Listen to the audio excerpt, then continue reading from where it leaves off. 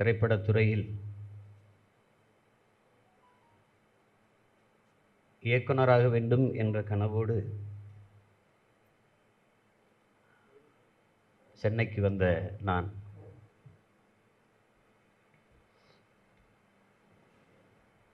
சிறு வயதிலிருந்தே என்னுள் மண்டி கிடந்த அந்த தமிழ் மொழி பற்றும் இனப்பற்றும்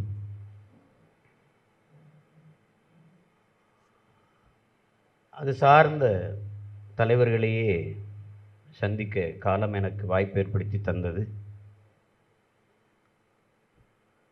அதில் என்னுடைய அண்ணன் அறிவுமதி, என்னுடைய அண்ணன் சுபவீரபாண்டியன்,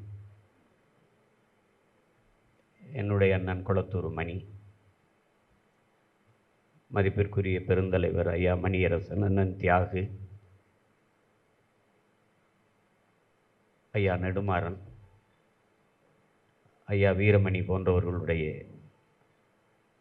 நட்பு, உறவு,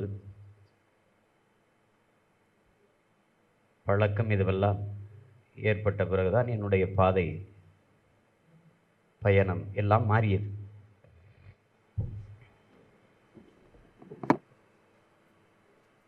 உதவி இயக்குனராக என்னுடைய அப்பா மணிவண்ணன் அவரிடத்திலே சேரும்போது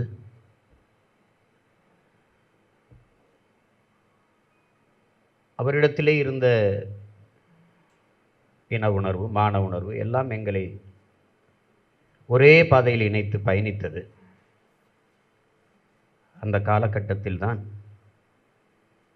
என்னுடைய தாய்மாமன் எனக்கு அறிமுகமாகிறார். எங்கோ பிறந்தோம், எங்கோ வளர்ந்தோம், என்னையும் என் மாமனையும் இணைத்தது ஒன்றுதான், எங்கள் தமிழும் எங்கள் தலைவன் பிரபாகரனும் தான்.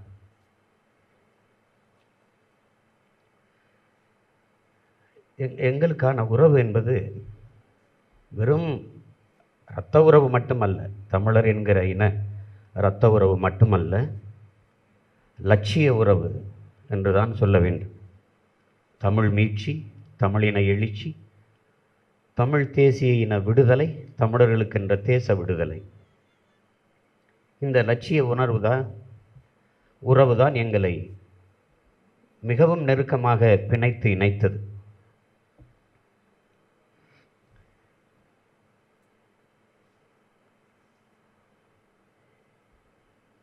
திரைப்பட இயக்குனர் ஆவதற்கு முன்பிருந்தும் சரி, திரைப்பட இயக்குனர் ஆன பின்பும் சரி, வறுமை பெரிய அளவில் பொருளீட்டவில்லை. வறுமை, பெற்றோர்கள் மிகுந்த வசதி படைத்தவர்கள் அல்ல, கிராமம், வேளாண்மை. ஆனால் எப்போதுமே என்னை சுற்றி நிறைய நண்பர்கள் இருப்பார்கள். அவர்களுக்கு எப்போதுமே என் வீட்டில் உணவு இருக்கும். அந்த காலகட்டங்களில் தன் மருமகன் கஷ்டப்படுவான் என்று நான் கேட்காமலேயே என் மாப்பிள்ளையை அனுப்பி வைப்பார். அப்போதைக்கு 50,000 பாப்பா கொடுத்துட்டு வர சொன்னாங்க மாமா என்று கொடுத்துட்டு போவார். திடீரென்று ஒரு நாள், எங்கே இருக்க மருமகனே என்று கேட்பார். வீட்டில் தான் இருக்க மாமா அப்படின்னு. திடீரென்று உணவை சமைத்து அனுப்பி விடுவார்.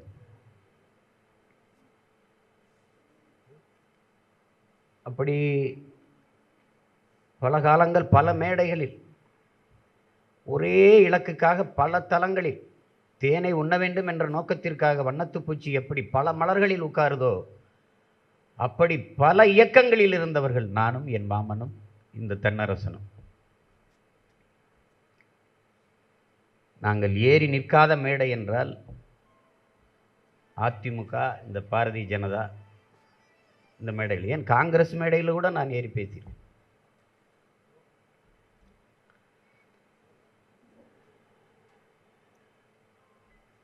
ஒரு தேடல் எங்களுக்குள் இருந்து கொண்டே இருந்தது. அதில் ஒரு எல்லையில் தான் என் மாமா, என் தம்பி ஜெகதீசன் அவர் குறிப்பிட்டது போல, மருமகனே,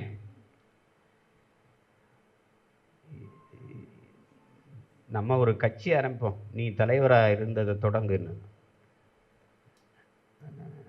நாங்கள் ரொம்ப கேலியாகவும் கிண்டலாகவும் பேசிக்கொள்வோம் மாமன் மருமகன்கிற உறவில். அப்போ கேட்டேன், என்ன மாமா நீங்கள் லூஸா? ஜெகதீஸ்வர், மாமா லூஸ் ஆகிட்டாராட.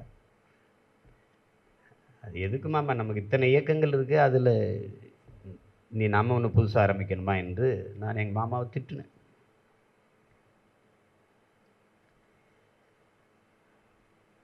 அப்படி பல இடங்களில் பயணித்தோம்.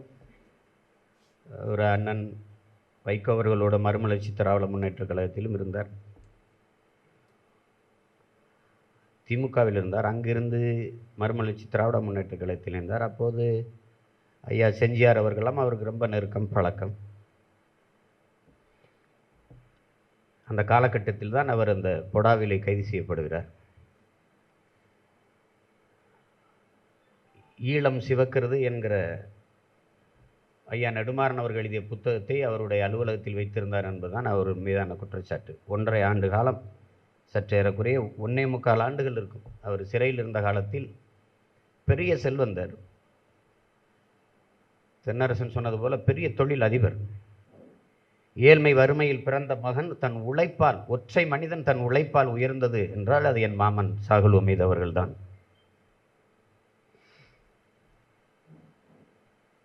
ஒரு கூட்டத்தை நடத்த வேண்டும் என்று நினைத்தால் பெரிதாக கற்பனை செய்வார், பெரிதாக சுவரொட்டி வெட்டுவது, பெரிய மேடை அமைப்பது, பெரிதாக கொடியை கட்டுவது, உள்ளுவதெல்லாம் உயர்வுள்ளல் என்பதற்கேற்ப வாழ்வார். பிரம்மாண்டமாக இருப்பார், எதையும் சிந்திப்பார். கொண்ட கொள்கைக்காக கோடிகளை கொட்டி இறைப்பார். பணமா இனமா என்றால் இனம்தான் முதன்மையானது என்று கருதக்கூடிய ஒரு மகன். அந்த பொடா சட்டத்தில் கைது செய்யப்பட்டு சிறைப்பட்ட காலத்தில் தலைவன் இல்லாத குடும்பம் போல அவர் குடும்பமும் தொழிலும் தத்தளித்து இழப்பை நிறைய சந்தித்தது. அதிலிருந்து அவரால் மீளவே முடியவில்லை. தன் மருமகனிடத்தில் வரும்போது அவர் ஒரே ஒரு வருத்தம் தான் அவருக்கு. பணம் இருக்கும்போது என் மருமகன் கட்சி ஆரம்பிக்கவில்லை, இப்படி மருமகனுக்கு செய்யணும்னு நினைக்கும் போது என்னிடத்துல பணம் இல்லையே என்று புலம்பிக் கொண்டே இருப்பார். நீங்கள் சும்மா இருங்க மாமா, அதெல்லாம் ஒன்றும் இல்லை, நீங்கள் இருக்கிறதே எனக்கு பெரிய பலம், பெரிய பணம், பெரிய சொத்து, உங்களை விட எனக்கு என்ன வேணும் என்று, நீங்கள் இருந்தாலே போதும் என்று சொல்லி நான் தேற்றுவேன்.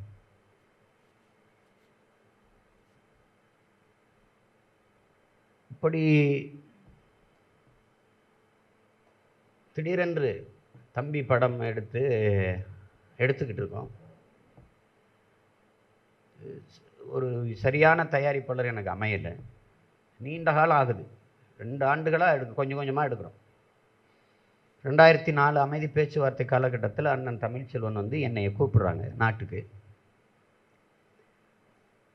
இந்த தயாரிப்பாளர் அலுவலகத்துக்கு தினம் போய் இந்த நகத்தல் என்றால் இந்த படத்தை அப்படியே விட்டுருவாங்க. அவங்களுக்கு இது ஒரு இழப்பில்லை, எனக்கு ஒரு லட்சிய கனவு. நான் ஒரு குறியீடாக எடுக்கிறேன், என் தலைவன் பெயரை வச்சு தம்பின்னு வச்சு ஒரு குறியீடாக எடுக்கிறேன். அதை விட்டுறக்கூடாதுன்ட்டு நான் வர முடியாத சூழலை அண்ணன்ட்ட விலைக்கு பேசுகிறேன். அப்போ இந்த படத்தை எடுக்கும்போது ஒரு புதுச்சேரியில் போய் கொஞ்சம் பகுதியை எடுக்க வேண்டியது இருக்குது. தயாரிப்பாளர் ஒன்றும் கண்டுகொள்வது மாதிரி இல்லை, காசு இல்லை. ஏன் மருமகனே படம் எடுக்காமல் அப்படி போட்டிருக்க என்ன அப்படின்னு கேட்குறாரு. மாதிரி புதுச்சேரியில் போய் ஒரு கட்ட படப்பிடிப்பு மாமா, ஒரு 7 நாள் 8 நாள் எடுக்கணும், முக்கியமான இது. அது எவ்வளவு ஆகும்னா, ஒரு 50,000 இருந்தால் எடுத்துருவேன் மாமா, சிக்கனமாக எடுத்துருவேன் மாமா அப்படின்னா. சரி மருமகனே, மாமா தரேன், நீங்கள் போய் எடுங்க. இப்படி எங்கள் மாமா 50,000 கொடுத்தாங்க. அதை வச்சு இந்த புதுச்சேரியில் போய் எடுத்தோம். திருப்பி படம் வெளியாயிடுச்சு, விளம்பரமே இல்லை. அப்போ வந்து மருமகனே படம் அருமையாக இருக்குது, நம்ம விட்டுறக்கூடாது அப்படின்ட்டு என்ன பண்ணுற, ஆயிரக்கணக்கான சோரொட்டியில் அடிக்கிறார். அவரே அடிக்கிறார். அடித்து அலுவலகத்தில் கொண்டாந்து இறக்கி, என் வீட்டில் இறக்கி ஒட்டுவோம் மருமகனே அப்படின்னு. நானே போய் ஒட்டுனேன். வீட்டிலேருந்து தம்பியில் கூட்டிகிட்டு போய் இரவு போய் நாங்களே ஒட்டினோம். 15 நாளைக்கு ஒரு தடவை மாமா அடித்து கொடுத்த சோரொட்டியில் வச்சு ஒட்டி சென்னையவே குலுங்க வைக்கிறோம். இப்போ 110 நாளுக்கு மேலே படம் ஓடிச்சு, வெற்றி அடைஞ்சிருச்சு. என்னையை விட அந்த வெற்றியில் பெரிதும் மகிழ்ந்தவன் என் மாமன் தான். தம்பி படம் ஓடிடுச்சு. அடுத்த படம் ஆரம்பிக்கல. கிராமம் வீட்டில் வந்து நான் ஒரு சின்ன வீடு, ஓட்டு வீடு. வீட்டுக்கு போனவங்க பார்த்துருப்பீங்க. அப்போ பக்கத்தில் பின்பக்கமாக எங்கள் வீட்டில் ஒரு கூரை வீடு இருக்கும். சமைக்கிறதுக்கு சமையல் கட்டு. அதில் தான் நான் இருப்பேன். இந்த மண்ணெண்ணெய் விளக்கில் படிப்பேன், அங்கேயே படுத்துக்குவேன். அதுதான் சமையலறை. அது ஓலை வீடு தானே. அது எப்படி பார்த்தாலும் ஒரு 2 ஆண்டு 3 ஆண்டுக்கு ஒரு தடவை மக்கி போயிடும், ஒழும். மழை இப்போ ஐப்பசி கார்த்திகையில் மழை காலங்களில் ரொம்ப கஷ்டப்படுவாங்க. நான் இருக்கும்போது, சின்ன பிள்ளையா இருக்கும்போது சரி, எங்கள் அம்மா வந்து இந்த பாத்திரத்தை வச்சு எடுத்து ஊற்றும். ஒழுகுற இடங்களில் சின்ன சின்ன பாத்திரங்களை வைப்போம். கோணி துணி சாக்கை விரித்து ஈரத்தை உலர்த்துவோம். அது ரொம்ப கடினம். அப்போ அம்மா எப்போ பார்த்தாலும் சொல்லுவாங்க, எப்பா இது ஏதாவது ஒன்று பண்ணி விடுப்பா, இதுக்கு ஏதாவது ஓடாது மாட்டி விடுப்பா அப்படின்னு. எதுவுமே எதையாவது செய்வோம் அம்மாவுக்கு நினச்சி அப்படியே யோசிச்சுட்டு இருந்தேன். அப்போ ஒரு இடம் நமக்கு இருந்தது. அந்த இடத்துல ஒரு சமையலறை மாதிரி முதல்ல ஒரு சமையலறையை கட்டுவோம். அப்புறம் அதுன்னு நினச்சிட்டு இருந்தபோது திடீர்னு எங்கள் மாமா வந்தாங்க. அப்போ மறுபடியும் ஒரு தொழில் தொடங்கி கொஞ்சம் பணம் வர ஆரம்பிச்சிட்டுது. மறுபடியும் மாமா மறுபடியும் நல்லா வந்துடுவேன், நீ எதுக்கு யோசிக்காத, தைரியமாக இரு. சரி மாமா. திடீர்னு வந்தோடனே நான் அந்த வளசரவாக்க ஒரு வீட்டில் இருந்தேன். ஒரு பெட்டியை கொடுத்து, மாமா வந்து மருமகனை வச்சு படம் எடுக்கலான்னு முடிவு பண்ணியிருக்கேன், இந்தா உனக்கு முன்பணம் அப்படின்னு 10 லட்ச ரூபா கொடுத்தாங்க.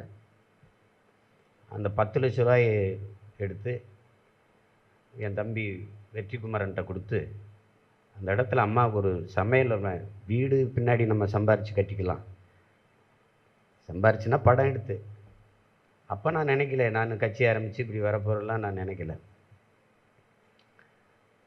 சரி படம் ஓடிடுச்சு. இப்போ அடுத்தடுத்து படங்கள் எடுக்கும்போது பணம் வரும்போது வீடு கட்டிக்கலாம், முதல்ல ஒரு சமையலறை கட்டி கொடுன்னு வெற்றிக்கு 10 லட்ச ரூபா கொடுத்தேன். அதில் கட்டப்பட்ட வீடு, என் மாமன் கொடுத்த காசில் கட்டப்பட்ட வீடு தான் இப்போ எங்கள் ஊரில் அந்த இருக்கிற அந்த வீடு. அது என் மாமன் கட்டிய வீடு தான்.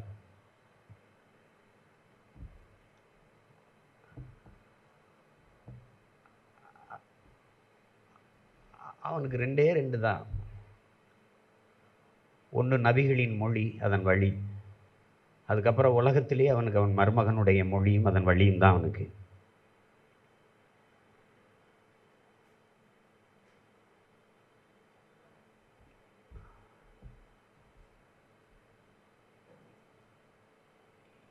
என்னை பெற்றவர்கள் கூட என் மீது இவ்வளவு நம்பிக்கை வைத்தார்களா? என் உடன் பிறந்தவர்கள் என் மீது இவ்வளவு நம்பிக்கை வைத்தார்களா?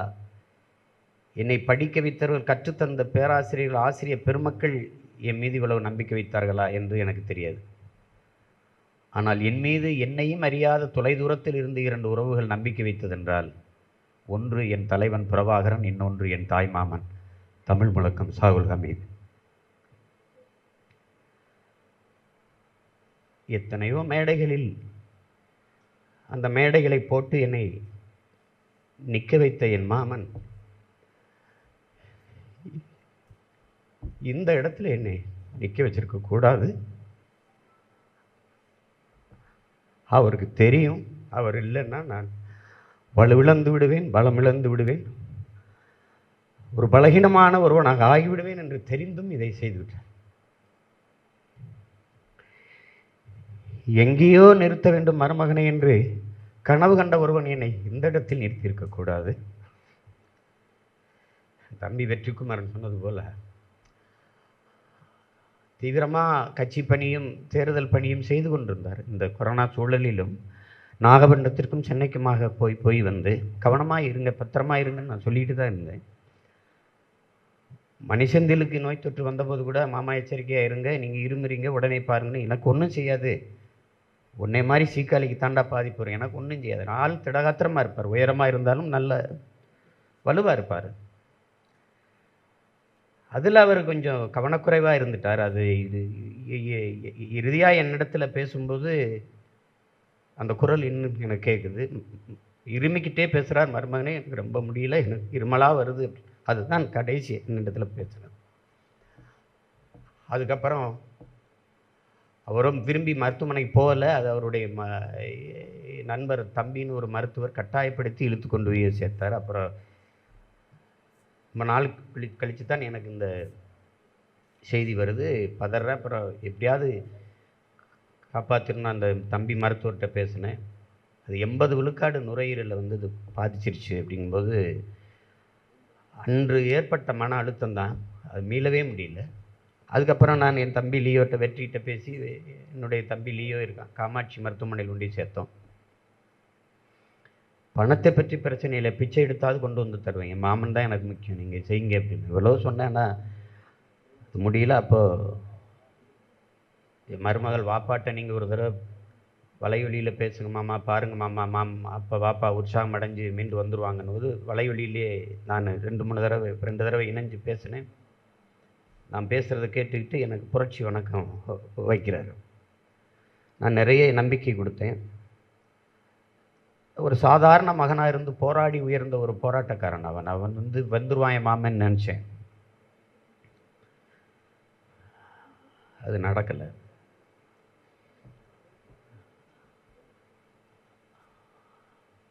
மிகப்பெரிய ஏமாற்றத்தை எனக்கு தந்துட்டு போயிட்டார்.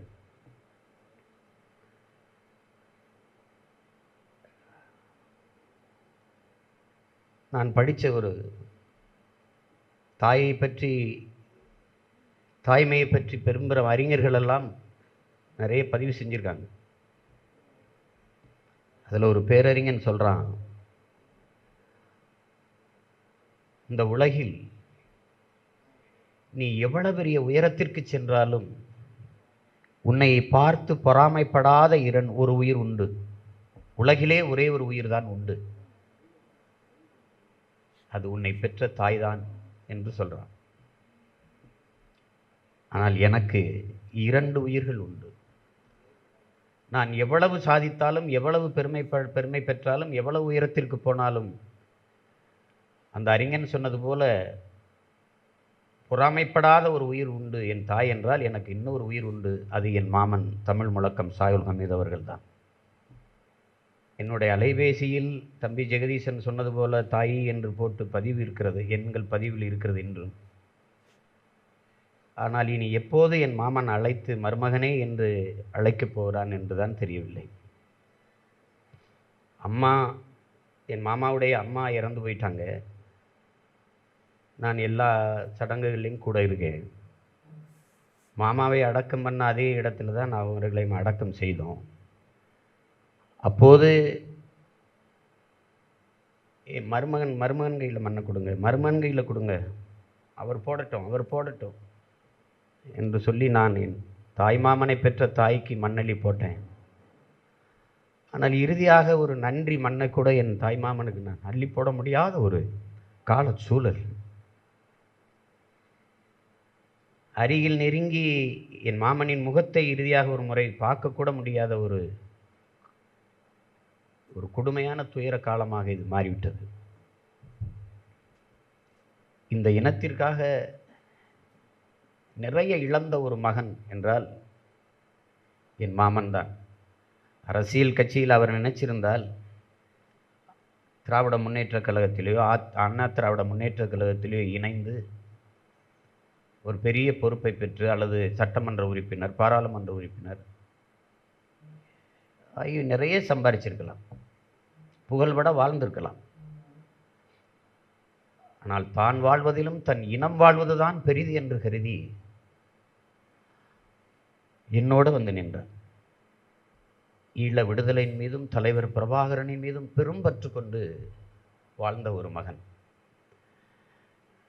தம்பி ஜெகதீசன் அவர்கள் சொன்னது போல, தலைவரிடத்திலே பேசி கொண்டு இருக்கும்போது தமிழகத்தில் யாரெல்லாம் நம்முடைய உணர்வாளர்கள் என்று பேசும்போது நான் முதலில் என் மாமன் பெயரை சொன்னேன், தமிழ் முழக்கம் சாயுல் ஹமீது அப்படின்னு. கேட்டுக்கிட்டார். திருப்பி அப்புறம் என் முகத்தை பார்க்கும்போது நான் என்னுடைய சகோதரர் வேல்முருகன் அவர்களை சொன்னேன். அதை ஆர்வமா அப்படியா என்று கேட்டுக்கிட்டார். அப்போ பக்கத்தில் இருந்த நடேச அன்னைக்கு சொல்லி அவர்களுக்கெல்லாம் பேசுங்க, பேசி நம்முடைய நன்றி பகிருங்க என்று சொன்னார். நான் அதற்கு முன்பே அண்ணன் நடேசன் அவர்களிடத்தில் எண்களை கொடுத்து இவர்களிடத்தெல்லாம் பேச வைத்து விட்டேன். இப்போ தலைவர்கிட்ட நான் சொன்னேன், இல்லை நான் ஏற்கனவே அண்ணன்கிட்ட அந்த எண்ணெய் கொடுத்து நான் பேச வச்சுட்டேன். அப்படியா, சரி சரி சரி என்று பெருமைப்பட்டார். நிறைய மரணங்கள் நிகழ்ந்திருக்கிறது நம் இனத்திலும் சரி, என்னுடைய வாழ்வில் பயணத்திலும் சரி. என் மாமனின் மரணம் என்னை பெரிய அளவுக்கு மன தாக்கத்தை தந்துட்டு, மீளவே முடியாமல் மிகுந்த மன அழுத்தத்துக்கு ஆளாகி உடல் நலிவுற்று தான் மருத்துவமனை சென்று சோதிக்கப்படும். அந்த மருத்துவர் தம்பி சொல்றேன்னு சொன்னார், உங்கள் நோய்க்கு யாருமே எந்த மருத்துவரும் மருத்துவம் செய்ய முடியாதண்ணா, அதுக்கு ஒரே மருத்துவர் நீங்க தான். மன அழுத்தத்திலிருந்து மீளுங்கள், முதலில் உறங்குங்கள், உங்கள் சுமைகளை பகிர்ந்தளியுங்கள், எல்லா பாரத்தையும் நீங்களே சுமந்தீர்கள் என்றால் எந்த மருத்துவராலும் இந்த நோயை குணப்படுத்த முடியாது என்று அறிவுறுத்தினர்.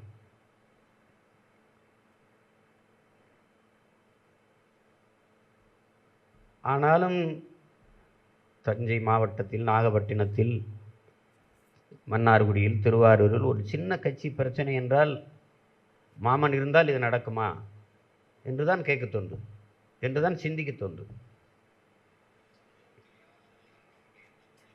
அப்படிப்பட்ட ஒரு உண்மையான மகன், என் இதயத்திற்கு நெருக்கமாக இருந்த உறவை நான் இழந்து விட்டேன் என்பதுதான் எனக்கு மிகுந்த வலியை தந்துவிட்டது. உங்களுக்கு ஒன்றை சொல்ல நான் விரும்புகிறேன். எல்லா என் உறவுகள் இடத்திலிருந்தும் ரம்ஜானுக்கு உணவு வரும். எனக்கு பக்ரீத்து, ரம்ஜான், பெருநாள், ஈகை பெருநாளுக்கெல்லாம் என்னுடைய மைச்சான் அன்வர் வீட்டிலிருந்து, என்னுடைய தம்பி ஷேக் அவர் வீட்டிலேருந்து நிறைய எனக்கு மாமைத்தினர்கள் உண்டு, தம்பிகள் உண்டு, அண்ணன்கள் உண்டு, எல்லாரும் அனுப்புவாங்க. ஆனால் என் தாய் மாமன் வீட்டிலிருந்து மட்டும் எனக்கு உணவு வராது. ஏனென்றால் அவன் ஒருபோதும் தன்னை ஒரு இஸ்லாமியர் என்றே கருதி கொண்டதே இல்லை.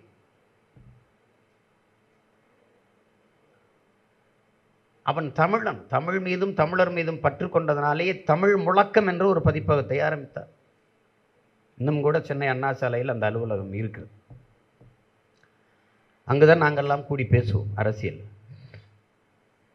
தமிழ் முழக்கம் என்று திருப்பி ஒரு இதழ் ஒன்றும் தொடங்கினார். அதில் முதலாக என் மருமகன் பேட்டி தான் வர வேண்டும் என்று தம்பி செங்குட்டுவன் அவர்களை வைத்து எடுத்து இதில் போட்டார்.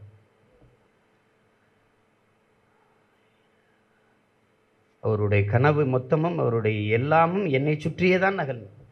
ஒரு மூத்த மகன் போல என்னை நேசித்து நடத்தி கொண்டு போனார். என் அம்மா கூட பிறந்த ஒரே ஒரு தம்பி செல்வராஜ் என்று, என்னுடைய தாய் மாமன், என் மாமா, அம்மாவுடைய தம்பி. அவர் இறந்ததற்கு நான் செல்லவே இல்லை. இவ்வளவு தூரம் நான் கலங்கலை. அயர்ந்து உறங்கும் போது ஒருவனுடைய வலது கையை வெட்டி எடுத்து விட்டு போனால் எப்படி பலமிழந்து போவானோ, அப்படி ஒரு உணர்வில் நான், அப்படி ஒரு இழப்பில் நான் நிற்கிறேன். எப்போது உறங்கினாலும் நான் எழுப்பினால் இழுந்து வருகிற என் மாமன் இப்போது நான் என்ன சொல்லி எழுப்பினாலும் எழப்போவதில்லை.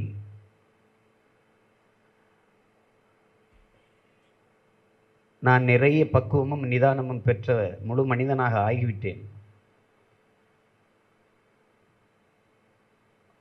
பதட்டமில்லை, பயமில்லை, ஒரு முதிர்ச்சி எனக்குள் இருக்கிறது. நான் படிக்கிறேன், தாயின் கருவறையிலிருந்து பிறப்பது மற்றவர்கள் பார்வையில் பிறப்பு, குழந்தையின் பார்வையில் அது ஒரு இறப்பு தான்.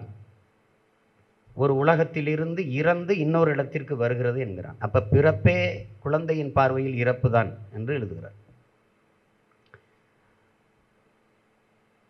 அப்படி இறப்பு மரணம் என்பதும் மனித வாழ்க்கையில் ஒரு பயணத்தில் அதுவும் ஒன்றுதான் என்று பழகியிருந்தாலும் கூட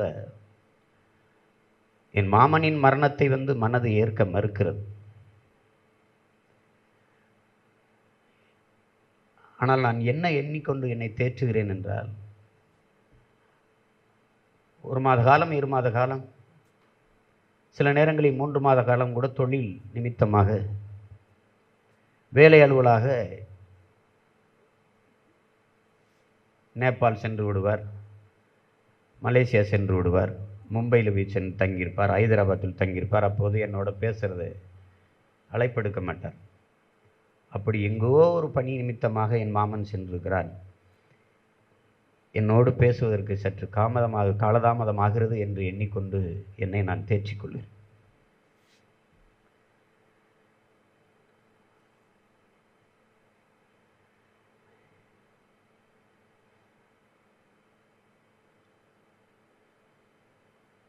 எத்தனையோ உறவுகள் இந்த நாம் தமிழர் இயக்கத்தில் எனக்கு உண்டு. தம்பிகள், அக்காக்கள், தங்கைகள், அம்மாக்கள், மைத்துனர்கள், எவ்வளோ பேர் உண்டு. ஆனால் எனக்கு என் தாய்மாமன் தமிழ் முழக்கம் ஷாவுல் ஹமீது இனி ஏது எனக்கு?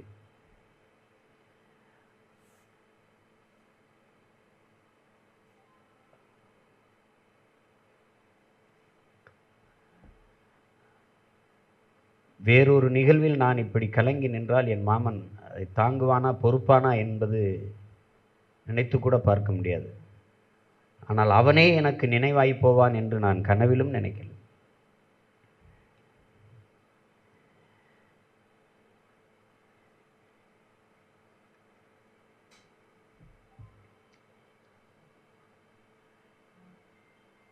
பல்லாயிரக்கணக்கான மாவீரர்களின் கனவை சுமப்பது போல இனி என் மாமனின் கனவையும் சேர்த்து நான் சுமப்பேன். இந்த நாம் தமிழர் பிள்ளைகள் எல்லோரும் சேர்ந்து சுமப்போம்.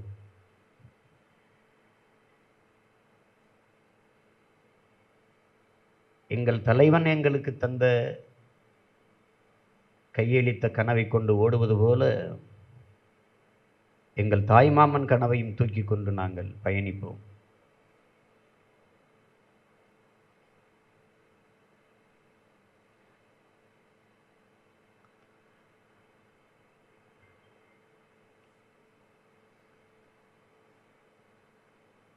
ஒருவருக்கொருவர் நாம் ஆறுதலாக இருந்து நம்மை நாமே தேற்றிக்கொண்டு நமது முன்னவர்கள், நம்மோடு பயணித்தவர்கள், தொலைதூரத்திலிருந்து நம்மை வாழ்த்தி கொண்டு நம்பிக்கை வைத்து காத்திருப்பவர்கள், இவர்கள் எல்லோருடைய கனவையும் சேர்த்து நாம் சுமந்து நம் இலக்கை அடைவது ஒன்றுதான் இந்த ஈடு இணையற்ற தமிழ் பெருந்தகைகளுக்கு நாம் செய்கிற உண்மையான வணக்கமும் மரியாதையுமாக இருக்க முடியும்.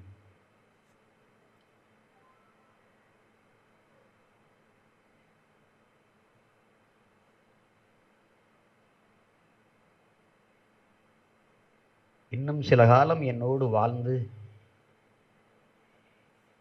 எனக்கு வலிமையாக இருந்திருக்க வேண்டிய என் மாமன்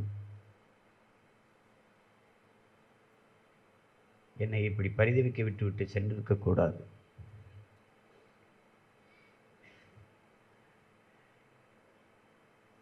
தென்னரசன் சொன்னது போல நாகப்பட்டினத்துக்கு வீட்டுக்கு போயிட்டா மருமகன் வந்திருக்கிறான் என்றால் அதற்கு சிறப்பாக ஒரு சமையல் செய்வார். அவரே நன்றாக சமைப்பார்.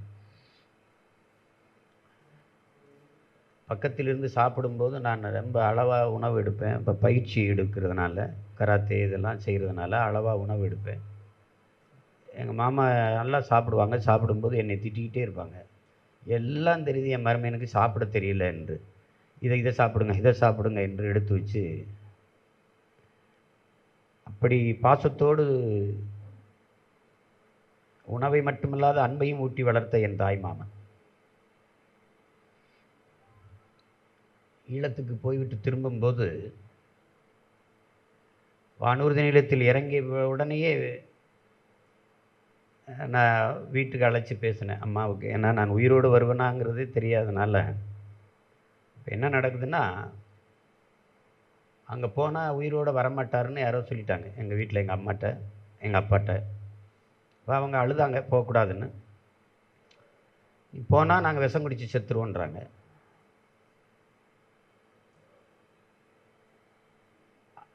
நான் செத்துருங்கன்னு சொல்லிட்டு போயிட்டேன். சாகலை, அது வேற, சொல்லிட்டு போயிட்டேன். அனுப்பி வச்சது ஜெகதீசன் தான், இதான் இருக்கான். நாள் இங்கேருந்து போகிறோம், பெங்களூர் கிட்ட போயிட்டோம். சிங்கப்பூர்லேருந்து போகிறதா மும்பையிலேருந்து போகிறதா என்று முடிவெடுக்கும்போது, இல்லை பெங்களூர்லேருந்து போகலாம் என்று முடிவெடுத்து போகும்போது திருப்பி அவனுக்கு தான் அழைப்பு வருது, அண்ணனை திருப்பி அழைச்சிட்டு வந்துருங்க, நாளைக்கு போகலாம் அப்படின்னு. அப்போ திரும்பி வந்து இரவே நாங்கள் பயணம் சொல்லிட்டோம், படுத்து கிடக்கிறோம். ஏன்னா அங்கே இலங்கையில் சுதந்திர தினம், அவங்க பங்குக்கு பட்டாசு வெடிப்பாங்க, நம்ம பங்குக்கு 2 வெடிக்க வேண்டாமா என்று என் தம்பி சொல்லி திருப்பி கூட்டி வர சொல்லிட்டான். அப்புறம் அடுத்த நாள் அதிகாலையில் கிளம்பி போனோம் 2 பேரும். போய் இறங்கி வந்து இறங்கும்போது கேரளாவில் இறங்கினேன். அப்போ அங்கேருந்து திருப்பி இங்கே வர்றதுக்கும்போது வந்து இறங்கி அம்மாவுக்கு எடுத்து பேசினேன். எங்கள் அம்மா கேட்டாங்க, என்னப்பான்னு, இத்தனை வருஷத்தில் ஒரு தடவை கூட எங்கள் அண்ணனை போல பாசமாக நீங்கள் அம்மா எனக்கு சோறு ஊட்டவே இல்லை என்று. அவ்வளவு பாசமாக உணவு ஊட்டியவன் என் தலைவன், என் தாயின் பாசத்தை தாண்டி உணவு ஊட்டியவன் என் தாய் மாமன் தமிழ் முழக்கம் சாகுல் ஹமீது. எனக்கு நான் கேட்காமலேயே என் செலவுக்கு பணம் கொடுத்து அனுப்பியவர்கள் வந்து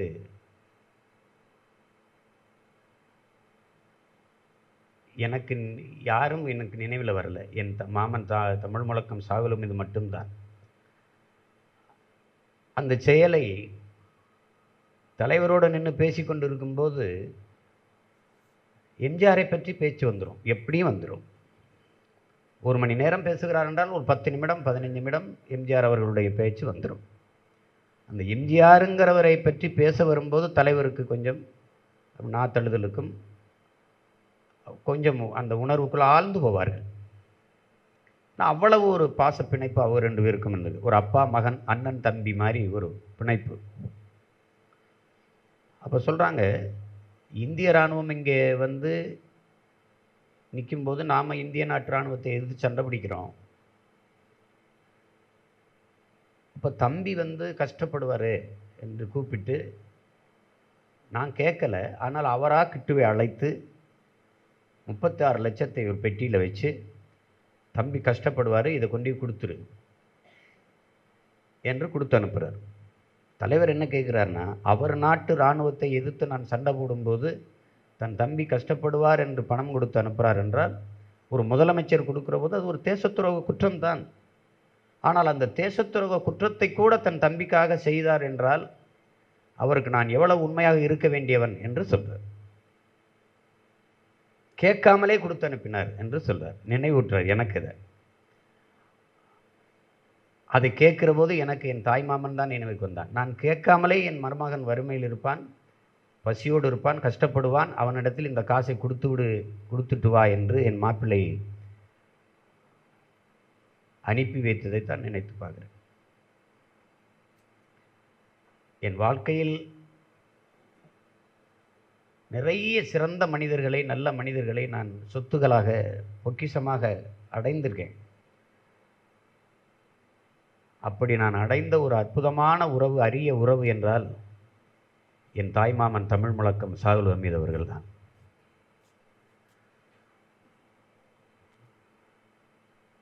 தனிப்பட்ட என் வாழ்க்கையில் என்னை பலகீனப்படுத்திய மரணங்கள் அப்படி என்றால், என்னுடைய அப்பா மணிவண்ணன் அவர்களுடைய மரணம், என்னுடைய தங்கையின் கணவர் தமிழ்ச்செல்வன் அவர்களுடைய மரணம், என்னிடத்தில் வாகனத்தை ஓட்டி கொண்டிருந்த என் அன்பு தம்பி அன்பு செழியன் என்று நான் பெயர் வைத்து அழைத்த என் தம்பி அன்பு, பிறகு என்னுடைய தாய்மாமன் தமிழ் முழக்கம் சாகுல் ஹமீது. இந்த மரணங்கள் தனிப்பட்ட சீமானை, அவனுடைய வலிமையை பாதிக்கு மேல் பறித்து கொண்டு போய்விட்டது.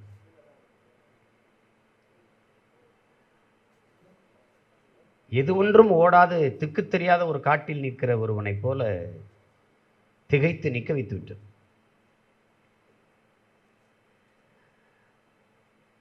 ஆனால் அதிலிருந்து மீண்டு இந்த பெருந்தகைகள், பல்லாயிரக்கணக்கான மாவீரர்கள், எம்மின முன்னோர்கள் கொண்ட கனவை நிறைவேற்ற வேண்டும் என்கிற அந்த உயர்ந்த நோக்கம் எங்களை உந்தி தள்ளுகிறது. அதில் எங்களை நாங்களே உசுப்பி கொண்டு ஓடத் தொடங்குகிறோம். இந்த நிகழ்வை இவ்வளவு காலதாமதித்து செய்வதற்கு காரணமே அந்த துயரத்தை வடித்து கொண்டு நம்மை கொஞ்சம் தயார் செய்து கொண்டு இந்த இடத்திற்கு வருவதற்குத்தான். அந்த காலகட்டத்தில் வணக்கங்கள் வைத்திருந்தால் என்னால் பேசியிருக்க முடியுமா என்று எனக்கு தெரியல. அதை அண்ணன் ராவணன் அவர்களிடத்தில் பேசி அதை அண்ணனே சொல்லிட்டாங்க, கொஞ்ச நாள் தள்ளி வச்சுக்கலாம் என்று. உங்கள் எல்லோருக்கும் சொல்லுகிறேன், என்னுடைய உயிர், என்னுடைய பாதுகாப்பு எப்படி உங்கள் எல்லோருக்கும் முக்கியம் என்று நீங்கள் கருதுகிறீர்களோ, அப்படி உங்கள் எல்லோருடைய உயிரும் எனக்கும் இந்த மண்ணுக்கும் மக்களுக்கும் அவ்வளவு முக்கியம் என்பதை நீங்கள் உணர்ந்து பொறுப்புணர்வோடும் பாதுகாப்போடும் இருங்கள். சிறிதும் கவனக்குறைவு வேண்டாம்.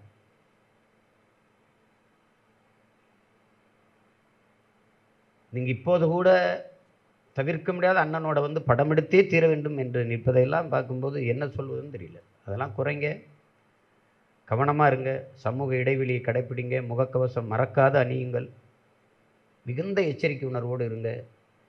கபசுர குடிநீர் குடிங்க, வேப்பிள்ளை, இந்த மஞ்சள் துகள், இந்த மிளகு, இந்த கிராம்பு, இதுகளையெல்லாம் சுவைப்பது அடிக்கடி அதை பயன்படுத்துங்க. நோய் எதிர்ப்பு திறனை கூட்டுகிற உணவை எடுங்க. நாட்டுக்கோழி சாறு, முட்டை, காய்கறி, கீரை, பழங்கள் இதையெல்லாம் அதிகமாக எடுத்துக்கொள்ளுங்க. அந்த திறன் ஒன்று தான். ஏன்னா அந்த நோய்க்கு மருந்து இல்லை. மருத்துவமனையில் போகிறதுங்கிறது ஒரு ஏமாற்றம். ஏன்னா மருந்தே இல்லை. என் மருமகள் சொல்கிறாள், பாப்பாவுக்கு வந்திருக்கிற இது கொரோனா தொற்று, அதுக்கு மருந்து இல்லாமாமா எனக்கு தெரியுது, ஆனாலும் வந்து மனசு ஏற்க மறுக்குதுன்றா. அதான் நியாயமான உண்மையாக தான். அப்போ நம்ம வந்து மிக அருகில் இருக்கிறது, மிக அருகில் இருக்குது. ஐயா தமிழ்மொழி அவர்களை இதே நோய் தொற்றில் ஒரு பெரிய அறிஞர், நமக்கு ஒரு வலிமையாக இருந்த ஒரு பெருந்தகையை இழந்திருக்கோம். அரிதினும் அரிதான என் அன்பு உறவு, என் தாய்மாமனை நான் இழந்துட்டேன். அன்னைக்கு தான் நான் உண்மையிலே பெரிதும் பயந்தது. அதுதான், பெரிதும் பயந்துட்டேன். மிக கவனமாக இருங்க. ஏன்னா அதுக்கு மருந்து இல்லை. நம்ம தான் நம்மளை தற்காத்து கொள்ளணும், பாதுகாத்து கொள்ளணும். நமக்கு நாமே ஒவ்வொருத்தருக்கும் ஒருவர் பாதுகாப்பாக நம்ம இருக்கணும். மிகுந்த எச்சரிக்கை உணர்வோடு இருங்க.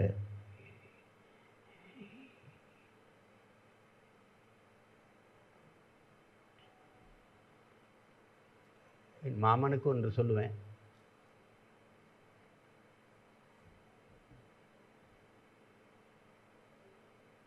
எந்த பிரச்சனைனாலும் எனக்கு முதல்ல ஓடி வந்து நிற்கக்கூடியவன் நீ தான். இப்போ நீயே எனக்கு பிரச்சனை ஆயிட்ட, நீயே என்னை விட்டு போய் எனக்கு ஒரு தீராத பெரும் பிரச்சனையை தந்துட்ட.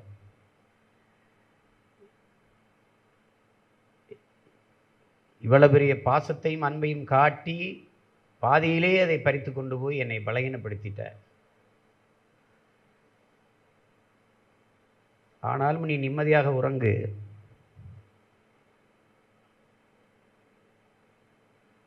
உன் படத்திற்கு முன்பு நான் ஏற்றிய அந்த சுடர், அந்த விடுதலை சுடர், பலாயிரக்கணக்கான மாவீரர்களின் ஈகை சுடர், உன்னுடைய உயிர் சுடராகவும் அது எரிகிறது. அதை என் உள்ளத்தில் நான் ஏற்றி வைத்து என்றென்றும் அணையாது நான் அடைகாப்பேன். என்னோடு இன்று பயணிப்பவருக்கு இல்லை, இன்னொரு தலைமுறைக்கு நான் அதை கடத்துவேன்.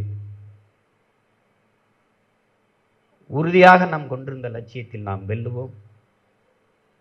நீ உறங்கு மாமா, நீ உறங்கு.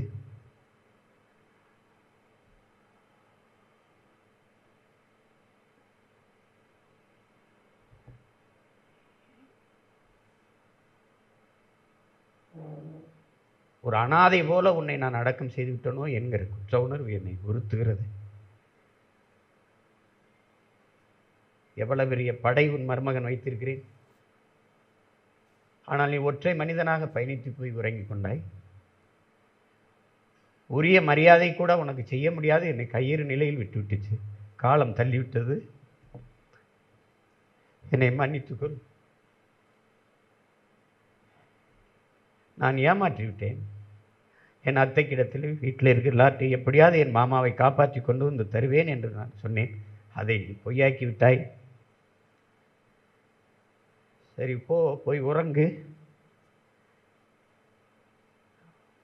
நான் மட்டுமல்ல, உனக்கு பல லட்சக்கணக்கான மருமகன்கள் இருக்கிறார்கள், மருமகள்கள் இருக்கிறார்கள். அவர்கள் உன் கனவை எடுத்து சுமப்பார்கள். நிம்மதியாக இரு, நிம்மதியாக உறங்கு மாமா. உனக்கு என்னுடைய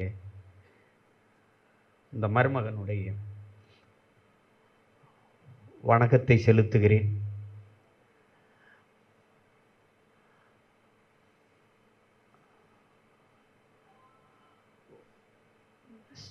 தளர்வின்றி உன்னுடைய கனவை நான் தூக்கி சுமப்பேன் என்கிற உறுதியை மட்டும் நான் அது தர வேண்டியதில்லை, நீயே அறிந்திருப்பாய்.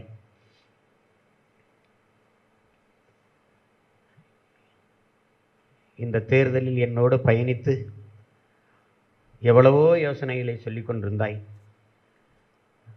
நாம் உறுதியாக வெல்லுவோம் மருமகனே. நான் மக்களை சந்திக்கும் போது பெரிய மாறுதல் வருது மருமகனே, நீ நினைக்கிற மாதிரி இல்லை, நம்ம பெரிதாக வெல்ல போகிறோம் என்று சொல்லி கொண்டிருந்தாய். எல்லாவற்றையும் சொல்லி முடித்துவிட்டு சென்று விட்டாய்.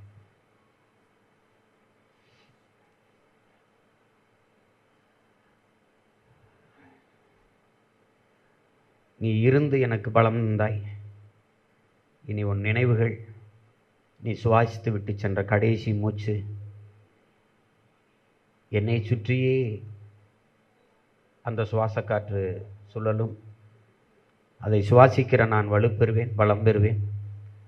முன்னிலும் முனைப்பாக களத்திலே பாய்வேன். இந்த தேர்தல் களத்தை உன்னுடைய மருமக பிள்ளைகள் புரட்சிகள போர்க்களமாக கருதி வென்று முடிப்போம். நீங்கள் நிம்மதியாக உறங்குங்கள் மாமா. உங்களை இனி ஒருபோதும் உங்கள் மருமகன் எழுப்ப மாட்டேன். நீங்கள் நிம்மதியாக உறங்குங்கள். உங்களுக்கு என்னுடைய புரட்சி வணக்கம். நாம் தமிழர்.